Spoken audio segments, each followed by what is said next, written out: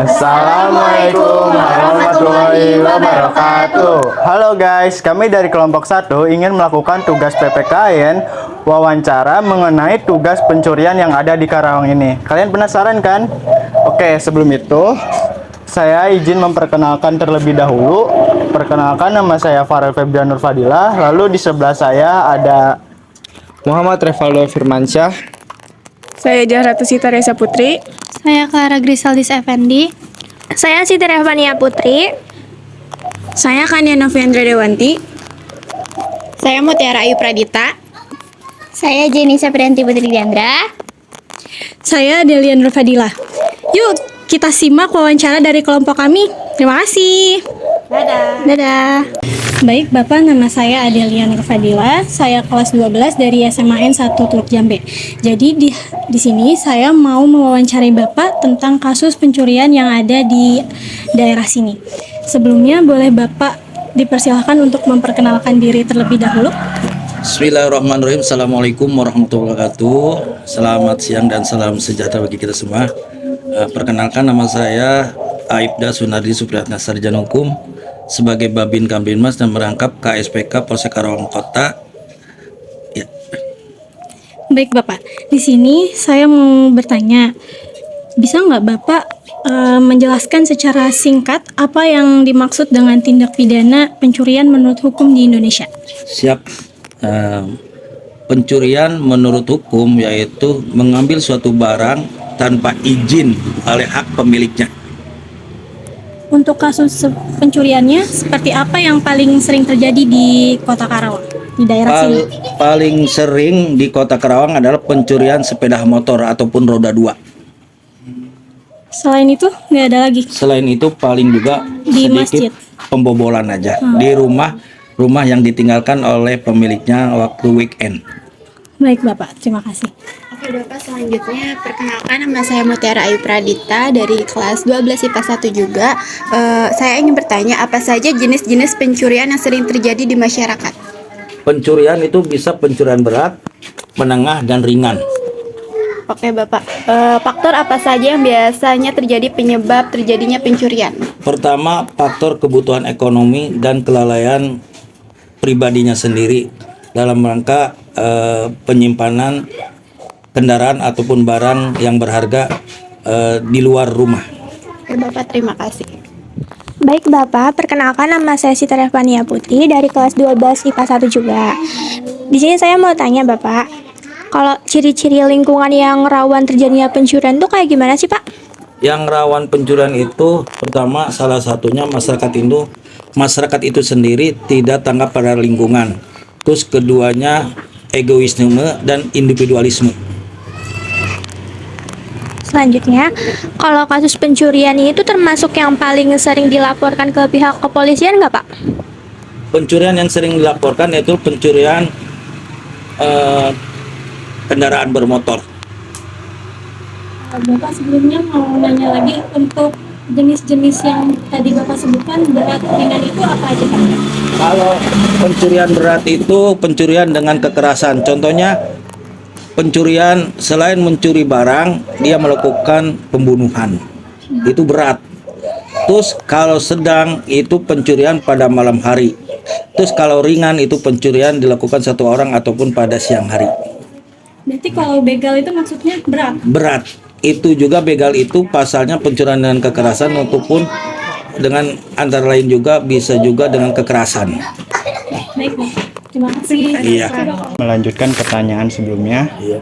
Oke, perkenalkan, nama saya Farel Febrian Nur Fadilah dari kelas 12 IPA 1. Di sini saya ingin bertanya kepada Bapak, bagaimana sih cara polisi mencari pelaku jika tidak ada saksi mata di tempat kejadian? Pertama, apabila ada pencurian tidak ada saksi dekat atau mata terdapat ya tertangkap tangan, salah satunya si korban itu harus membuka laporan ke polisian.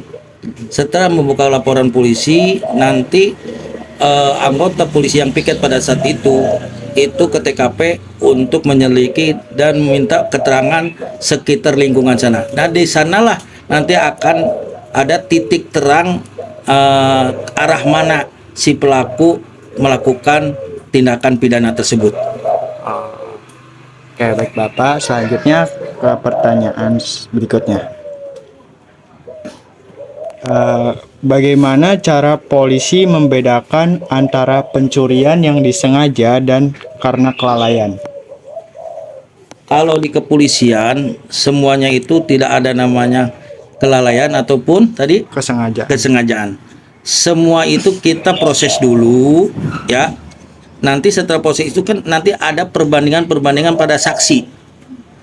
Saksi ini akan memberikan keterangan dengan jelas. Ada saksi mahkota, ada saksi yang biasa.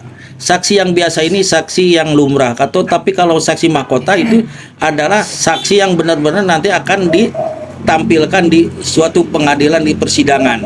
Ya, gitu aja. Oke, baik Bapak. Baik Pak, perkenalkan nama saya Muhammad Revaldo Firmansyah dari kelas 12 IPA 1. Saya ingin menanyakan, bagaimana sih Pak proses penyelidikan kasus pencurian dilakukan? Proses penyelidikan pertama ada korban. Kalau korban merasakan dirugikan, langsung contohnya ada pencurian sebelah motor. Sebelah motor ini kita lihat klasifikasinya. Ini lunas atau kredit. Contohnya kredit ya. Kredit ini salah satunya syaratnya pertama harus ada surat pengantar dari pihak leasing. Karena ini maksudnya akte kredit pertama. Terus kedua, siapkan saksi ya, saksi 2 orang, minimal 2 orang. Terus ketiganya tempat kejadian perkara. Barulah dengan kunci STNK bawa ke kantor polisi, langsung nanti menghadap ke ruangan SPK sentra pelayanan, kita buatkan, nanti kita rujuk ke reskrim, nanti reskrim akan menindaklanjutinya.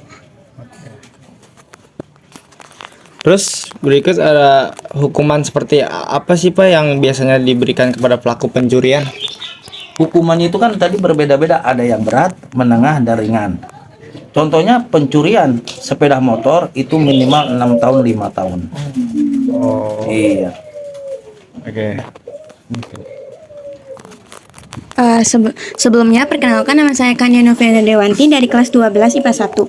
Saya mau nanya Pak, apa sih hukuman atau pasal yang sesuai yang mengatur tindakan pencurian?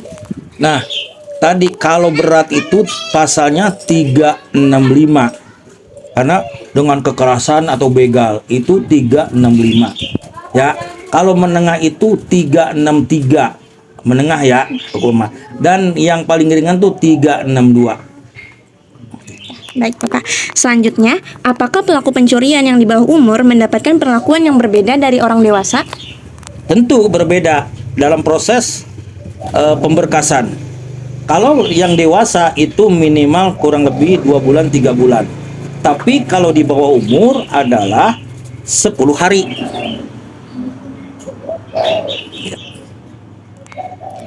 Baik Bapak, terima kasih. Ya, misalnya. Bapak, sebelumnya perkenalkan saya Clara Grisalis Effendi. Saya izin melanjutkan wawancaranya. Saya izin menanya, menurut pengalaman Bapak, apa penyebab paling sering seseorang melakukan pencurian? Yang saya pernah alami sebagai penyidik Reskrim Polsek Karawang Kota, yang paling utama para pelaku melakukan tindakan pencurian salah satunya faktor ekonomi. Ya, kedua memang faktor kelalaian masyarakat itu sendiri. Contohnya nyimpan kendaraan sepeda motor di sembarang tempat ataupun di luar jangkauan penglihatan keamanan kita. Yang terus ketiganya menganggap tempat atau lokasi itu merasa aman. Baik Bapak, terima kasih. Selanjutnya, menurut Bapak, mengapa tindak pencurian masih sering terjadi meskipun sudah banyak peringatan hukum? Karena sering terjadinya pencurian dilakukan oleh para pelaku karena kan dinamika masyarakat. Salah satunya banyak pengangguran. Terus keduanya banyak terobsesi para pemakai kendaraan. Contohnya, mohon maaf ya, anak-anak itu contohnya anak remaja yang nggak mampu ataupun tidak bisa membeli kendaraan, dia melakukan pencurian yang notabene ingin memiliki kendaraan itu tersebut supaya dapat memakainya. Ya. Baik Bapak, terima kasih. Baik Bapak, saya Jahratu Sita ingin melanjutkan pertanyaannya. apa sih perbedaan vonis dan hukuman yang diberikan kepada pelaku antara kasus pencurian ringan dan berat? Vonis atau hukuman berat dan ringan ya. Kalau berat itu tadi kan udah kita sampaikan. Berat itu pencurian dengan kekerasan, contohnya dengan melukai. Selain mengambil barang-barang berharga milik korban, dia melukai bahkan bisa membunuh. Nah, itu bisa hukumannya bisa hukuman mati, hukuman seumur hidup, bahkan hukuman 12 tahun paling ringan. Nah, apabila yang ringan ini pada siang hari ini dilakukan ngebobol, contohnya rumah-rumah kosong, ya, yang notabene-nya tidak ada pemiliknya, ditinggalkan orang pemiliknya. Gitu. Selanjutnya, gimana pandangan kepolisian terhadap maraknya kasus pencurian di masyarakat? Pandangan dari pihak kepolisian itu mengenai maraknya pencurian ataupun kejahatan, itu polisi sangat responsif dengan laporan atau pertanggungjawaban sebagai aparatur apabila ada laporan. Tinggal kembalikan kepada masyarakat sendiri, peduli pada lingkungan, peduli pada keamanan. Contohnya gini, apabila kita keluar rumah, kita haruslah nitip kepada aparatur RT RW setempat ataupun tetangga yang terdekat. Karena apa? Notabene bisa diawasi bersama-sama. Karena keamanan dan ketertiban itu bukan milik polisi aja, semua lapisan masyarakat. Baik Bapak, saya dengan Jenisa Priyanti Putri Diandra. Saya ingin melanjutkan pertanyaan tentang bagaimana sih cara polisi melakukan penyuluhan atau edukasi kepada masyarakat untuk mencegah pencurian itu? Polisi memberikan edukasi atau penyuluhan pada masyarakat pertama pada saat para babin kabinmas, contohnya kayak saya ini babin kabinmas Kelurahan Desa Barat, itu menghimbau terutama ke aparatur RT RW, karena aparatur RT RW adalah kaki tangan kepolisian yang notabene yang hidup berdampingan dengan masyarakat, menghimbau dan memberikan edukasi bahwa telah terjadi pencurian kendaraan motor, mobil, pembobolan. Nah, untuk itu antisipasinya tolong giatkan kembali siskamling, patroli bersama maupun sim saskarya ataupun kerjasama kemitraan antara polisi dengan masyarakat itu sendiri. Baik Pak. Menurut Bapak, apa pesan kepada masyarakat agar lebih waspada dan tidak terjadi menjadi korban pencurian lagi? Pesan kami sebagai anggota polisi menyangkut Babin Kamtibmas memberikan edukasi pertama, jaga keamanan dan ketertiban lingkungan pribadi masing-masing sebelum ke orang lain, ya. 2, tanggap pada lingkungan. 3, harus berekspresiasikan kepada masyarakat bahwa masyarakat itu jadi polisi itu sendiri, ya. Baik Bapak, terima kasih. Nah Bapak, untuk solusinya nih, ke depannya agar tidak terjadi pencurian lagi itu gimana?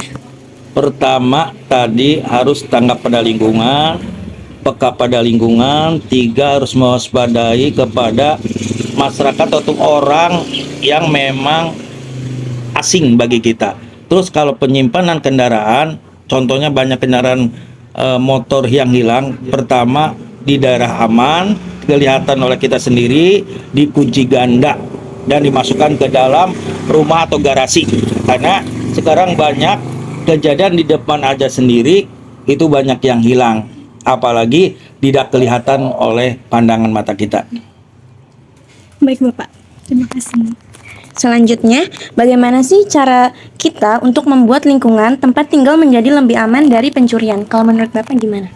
Kalau menurut saya sebagai anggota polisi, kita udah sampaikan, setiap ingin menjadi keamanan diri kita sendiri, jadilah polisi masyarakat itu polisi masyarakat sendiri. Terus 2, giatkan toleransinya, lingkungannya, dan giatkan siskamling berskala kecil maupun bermasyarakat. Contohnya kenapa berskala kecil? Sekarang ngeronda itu banyak dibayar, ya. Ataupun nanti skala besarnya setiap malam minggu semua masyarakat turun semua. Bahkan kita hanya di Adiarsa, Desa Barat, setiap malam minggu aparatur kelurahan RT RW itu diwajibkan untuk siaga di kelurahan. Salah satunya mengantisipasi gangguan kamtibmas. Gangguan kamtibmas ini banyak. Pertama, selain pencurian, kedua masalah tawuran, ketiganya hal-hal yang akan merugikan ke lingkungan sendiri. Terima kasih. Cukup sekian pertanyaan dari kita. Terima kasih untuk Bapak yang sudah meluangkan waktunya. Cukup sekian dari kami. Wassalamualaikum warahmatullahi wabarakatuh. Waalaikumsalam warahmatullahi wabarakatuh.